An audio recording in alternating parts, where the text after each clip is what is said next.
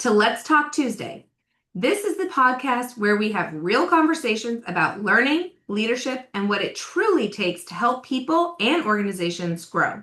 Each week, we bring together different perspectives, experiences, and voices to explore what learning development really means, why it matters, and how we can do it better.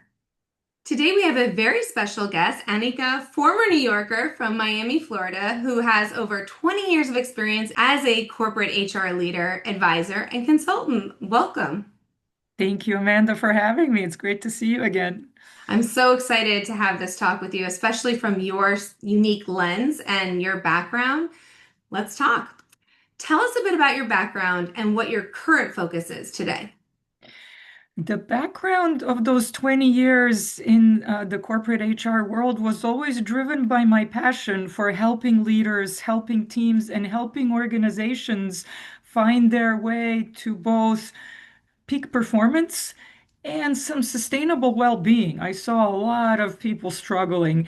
And so now that I have my own coaching and consulting practice, it's very much still wrapped around those three areas of working directly with leaders who are either getting ready for bigger jobs or they might already be in one and need to operate in more strategic ways, navigate change, align cross-functionally with different stakeholders and agendas.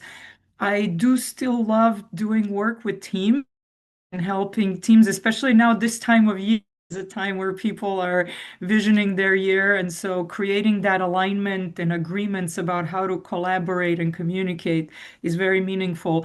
And then that third organizational lens is about culture and how to create workplaces that are better for employees and for the results of the business. That is such amazing insights, and it's such an important time of year to be doing it. For those listening, we're recording this early in the year, so people are still focused on what they want to make happen in 2026, and whether it's personal, like you said, from a getting promoted situation, or it's from a corporate strategic level of where are we headed with our people. That brings us to, what does learning and development mean to you? We're in an exciting time. It's a transformational time where the technology augmented workforce and the constant change on all fronts is demanding more than ever from companies and their leaders and the employees. And so, one, I would say to let go of viewing learning and development as a department and to use Josh Bersin's term, to think of it as a form of metabolism. It's the speed at which a company can digest new information and convert it into market value and competitive advantage. So, three things in particular here, Amanda. One is obviously this AI shift, where we are moving from massive libraries of content that may or may not get used to just-in-time learning that solves problems at work at the moment of need. And AI is not just about teaching people how to use these tools, it's about a co-intelligence. In fact, research shows that augmented learners who combine their institutional knowledge with AI fluency are 1.5 times more likely to realize business value. The other 2 points around the meaning of L&D, one is there's a diagnostic shift from prescribing training to identifying what are those workforce skill gaps that are necessary to deliver a business strategy.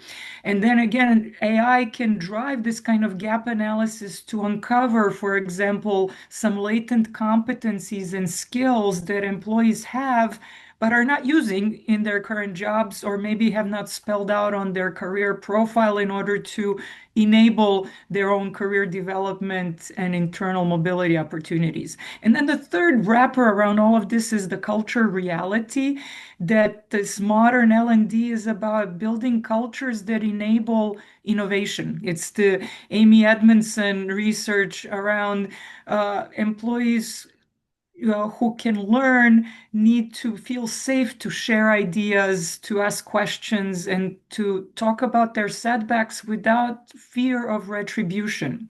Because if employees are afraid to fail, they'll stop learning. And so it's about creating this talent ecosystem where experiments and insight sharing is, in fact, the performance metric.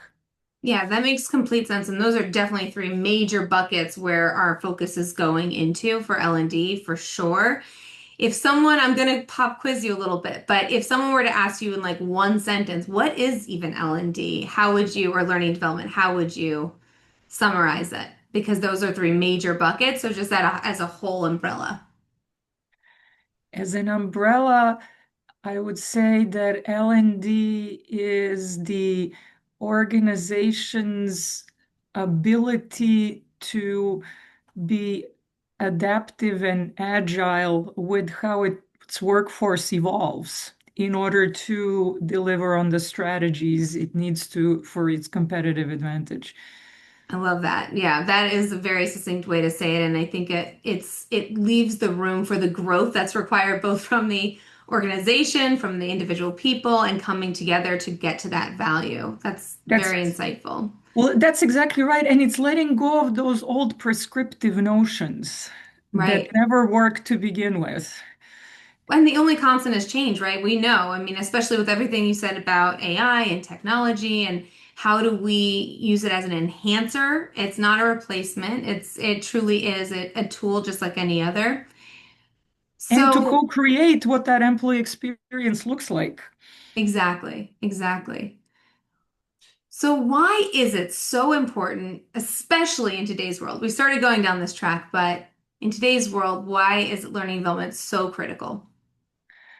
So the old premise around learning and development was the importance of knowledge, and yet we are now at a time of an intelligence revolution, whereas the knowledge revolution was about access to information. This new conceptual age is about how do you apply, automate, and augment all of that information. The World Economic Forum calls it also a reskilling revolution because it has elevated the demands from employees and their teams and leaders. So, some points more concretely on this, Amanda, is one, there is a shrinking skill half-life that comes with this intelligence revolution. Any learned skill now has a half-life of less than 5 years, and in technical fields, it's closer to only 2. And Wow. so, if a workforce is not learning, it is actively depreciating in Hmm. value. That's the L&D opportunity to make a difference. If you're not reskilling your workforce at that pace of the shrinking half-life of skills, your human capital is literally evaporating. Now, a complementary point is a loyalty dividend that comes from companies that invest in employee learning and growth. LinkedIn, for example, found that 94% of employees stay longer at companies that invest in their growth.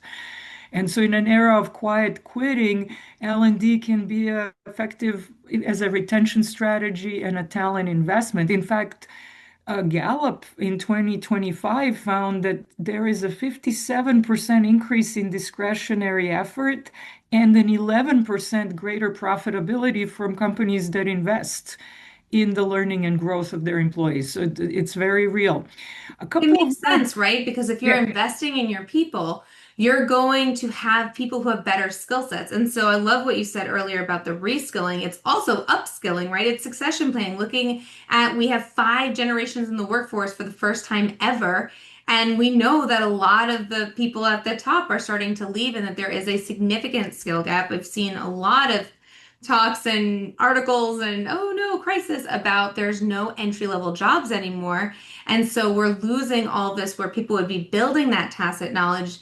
They're missing out on those opportunities and kind of stepping up. So it's interesting how you said the reskilling and I would say definitely the upskilling, but I also love your idea about, the apply, automate, augment, the intelligence revolution. That's so powerful because it's true. Training used to be more about what is this? How do I learn it? How do I do it? And now it's really about application and what am I going to do with this and what's the transferable skill set. So they say in today's school system, so for young people coming up, a lot of the biggest issue they're seeing is that they've lost a lot of like the creativity that comes with it, but also it's so fascinating the ability for the critical thinking and creative thinking. And it's the past few years, it's been time and time again, it's been on the top list of what employers are looking for is how can you create creative solutions and how do you take that and really solve problems in complex problems in new and unique ways. Absolutely, Amanda. That is very much spot on. And talking about the upskilling, reskilling, that's where again the generative AI can act as a tutor or a co-pilot that helps increase productivity up to 35 or even 40%. There's some evidence from Harvard, MIT, BCG that if you're thinking about skills like analysis, communication, coding, those are the kinds of things where the AI can democratize this kind of super agency and really then help people elevate the critical thinking and other more uniquely human skills. There's another interesting angle to all of this, which is more the kind of junior level people and or even lower performing workers, where now this can be a safer space for those often forgotten segments to get this kind of support and upskill themselves. And then there's one other element around culture and the angle about why L&D is so important. It's because in this era of disruption, we talked about AI, there's the geopolitical and economic shifts.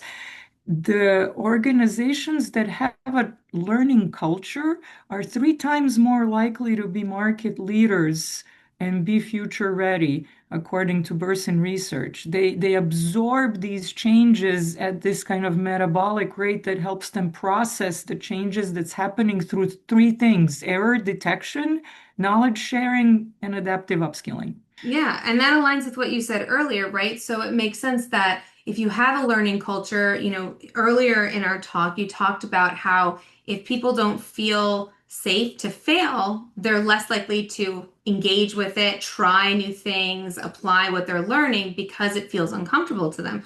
So if you're creating this learning culture, you're giving that foundation, that environment that's required in order to let them really thrive and help bring the organization to the next level. That's right. That's exactly it. And that's that angle of L&D as an investment in talent. Absolutely. What do you wish companies knew or did differently as it relates to learning and development? So a few points on that in that spirit of treating L&D like an investment rather than a cost center and a budget challenge. And I've fought those for the 20 years I was in the corporate world, always looking to somehow protect and increase that investment in people. Do And yet, more faster with less always. exactly, well, Yep. yes. So one is to let go of over-engineering companies that were spending millions on these complex programs and technology stacks. What we know is that our brains are social, and we know that social learning through peer interactions combined with on-the-job experiences creates for more durable skill transfer. So L&D has an opportunity to also set up and facilitate internal talent marketplaces where employees can explore gig projects in other departments and learn through doing and learn through these peer interactions. And then to that point about that low knowledge transfer, and I think the traditional transfer of training rate is maybe 10 to 20%, is to really shift that focus to knowledge and skill application from course completion. So it's not about how many percent of people finished the video or completed their quiz results successfully. It's about transferring the learning into a measurable changes of behavior on the job and improved workflows. It's about looking at those performance deltas so that if a manager went through some kind of a course, and AI can be a tool to help do this, is has their communication and coaching improved after taking some managerial course by looking at their, let's say, engagement scores or even real-time sentiment analytics? Yeah, what is the behavior change? Not just we call the happy sheet, right? And so many learning development professionals are reeling and worried about AI replacing them and all this automation. But what I've been talking to clients about and L&D experts is that it's not a replacement and it's about creating, like you mentioned, like learning experience, right? It's how can you create an environment? How can you create a culture? How can you create learning experiences that really stick? We know it gets stickier with emotion and when people are going out of their comfort zone and have that safety net. But it's not just about throwing in development and spewing it out information. It's truly about how do you create an environment and an experience that really engages with people and so it sticks. And then how do you set up your processes and systems to continue to support them through that journey, right? We know there's been so many where it's training and development was seen as like a one and done, check the box. And for compliance training, sure, maybe that's fine. But in real life, with leadership training, management training, like you're saying, are they getting better at coaching their people? You need constant reminders because otherwise you're going to backslide into old behaviors. Like we know this. We know that people are going to go, we're creatures of habit. We're going to backslide unless there's reinforcement in some way. So the one and done model we know doesn't work. And I know it's, very abysmal numbers, 10% or something like that of retention. But the way you increase that, the way you work towards what you're talking about truly is about having those retention pieces and having that, choreographed experience for the learner so they know what's expected, so they know what they're going through, and then they're constantly top of mind to keep them moving forward and progressing. That is so well said. And two other additional points around shifts of what L&D and their companies can do differently. There is a prioritizing of investment in high potentials that makes sense, right? This is what enables leadership succession. And yet, this can also create talent bottlenecks for a company. And so, sustainable workforce resilience comes from upskilling the vital middle of these steady performance. And now, with AI, there is an opportunity for skill personalization and learning pathways that deliver micro learning opportunities in the moment of work, that deliver maybe some of those performance nudges that remind people how to do something in better ways. And then the other one is to reward and recognize learning hours separate from the working hours. In fact, companies like 3M and Google have a 15% rule where spending time to learn is a form of freedom that employees are given and that's explicitly dedicated to learning and exploration. Yep, I have clients who have that baked in, and I'm telling you that it's night and day difference when you're at a client who doesn't. I've definitely been at with internal at companies that don't, and external as a consultant. But then, organizations where you do it, it's just a completely different feeling. It's a completely different vibe. It's not, I have to go to training. It's not the manager saying, oh, I know you're going to do this training, but actually I have all these things for you. When you truly have a culture, that learning culture, right, that is investing and requiring their people to be better, then what you measure, you get, right, Peter Drucker. So looking at not just we support your training, but we require you to skill up and we're going to support you through this, but you need to keep pushing forward so we can all push forward. It's such a game changer. Absolutely. And it also creates that social proof that we're all motivated by as human beings. We want to belong, right? So if you're Mhm. surrounded by people who are learning and experimenting, you're more likely to do so. It's so true. Well, we've covered a lot of ground here. I think it's time to start wrapping up. So, would love if you could give our audience one actionable tip or takeaway that they can put into motion right now. Love it. That's a great summary of the kinds of L&D principles we've been talking about. How about two, Amanda? Love it. A bonus.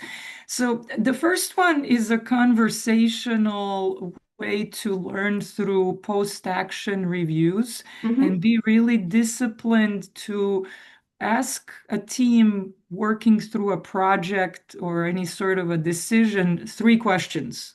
What did we expect to happen? Mm-hmm. What actually happened? Mm-hmm. And what will we do differently next time? Mm-hmm. This habits shifts the focus to proactive insight and that kind of learning environment that turns workdays into development opportunities. Yes, absolutely. And we're so aligned. We actually, the first guest we gave away, the pmgiveaway.com, if you go to, and it actually has giveaways that are completely free. One is for pre-project stage, one is for project stage and post-project. And the post-project action plan, that's exactly what it has in it. So absolutely, completely aligned there. It's so many organizations, you're so busy, you don't stop to look at the projects you just closed. You're just on to the next thing. And so you're missing out on those important lessons you learn that could be transferred over and make you more efficient the next time. So absolutely, definitely take time after you finish something to do a proper after action report, to do a proper debrief on what happened. And you said you have Yes, a bonus goodie for us. Tell I us. do. I do. And to underscore that that kind of game review and feedback dials down the fear of failure that we were Mm-hmm. talking about earlier. Mm-hmm. I do. I have a bonus in the spirit of AI being such a big part of everything we do. Here's an idea. Create AI mirrors for your time-strapped subject matter experts who are getting asked a lot of the same how-to questions. So, for example, find a subject matter expert who is this go-to person and using AI tools, of course, with privacy safeguards and governance standards of all the internal Yes. Follow protocols your to company's policies. exactly ingest that expert's project decks, reasoning and decision-making frameworks. Have somebody interview them like a journalist to unpack whatever workflow they go through to help advise others. And then here is the solution. When you create this subject matter expert digital twin, it becomes a just-in-time and on-demand guidance to answer questions, to draft documents, and solve problems in their thinking style. So this is a chat assistant that can turn tacit knowledge that's in people's heads into explicit assets that now the company owns. So it protects the company from people's departures, taking this knowledge with them. And it also supports all of that just-in-time learning we were talking about. It also protects the employee's time too, right? So when you have, especially when you have a truly like unique subject matter expertise, I have a client that's a lithographic technology company. And so they have people who have been doing stuff for 40, 50 years, and they have very specific skill sets. So I feel like that also helps with like succession planning. You think about how long it used to take for an SOP, like a standard operating process, or answering questions or knowledge checks. And now it can be done in minutes. But again, one of the critical things that you need to think through is it's also freeing that person up, because if that person gets 10 asks a day, maybe you can minimize that, right? Maybe you can minimize that disruption that they're getting because they're an expert, and try to sync it. I will just put out a warning to the audience about AI. Obviously, follow your company's policies, but also know there's a term for those of you who are newer to AI, there's a term called hallucination, right? And Yes. that's when you ask it a question and it tells you very, very confidently a very wrong answer. And so I would just say that, and we talked about critical thinking skills as well. Yes, use it, but also check it. Always check. It's not just human to AI, it's human, AI, human. I had an amazing facilitator who will be on a future episode, who she is the guru of AI, and she has this principle of formula of human plus AI plus human, meaning you input, the AI comes back to you, and then you refine and make it your own. And like you said earlier, make it, human, make it you, make sure it's correct before you put it out in the world. That's the only disclaimer I'll say. But yes, I love your idea. It's a great tip, and definitely extra bonus tip. So thank you so much for being here. This was so valuable. I know people got so much from this, and we'll talk soon. Thank you so much. Thank you for our connection. It's been amazing. Thank you so much for your time. We've loved having you here. We've covered a lot of ground. but just wanted to thank you so much for being part of today's episode. And with that, we'll begin to wrap up. So I hope this discussion gave our audience a few new perspectives, sparked some ideas, and left you with at least one takeaway you can put into action immediately. If you've enjoyed this episode, be sure to subscribe and join us every Tuesday as we continue exploring learning, leadership, and what it takes to help people and organizations grow. And if today's conversation resonated with you, or if you'd like to join me for a future episode, I'd love to hear from you. Until next time, keep learning, keep growing, and let's talk again on Tuesday. Thanks, everyone.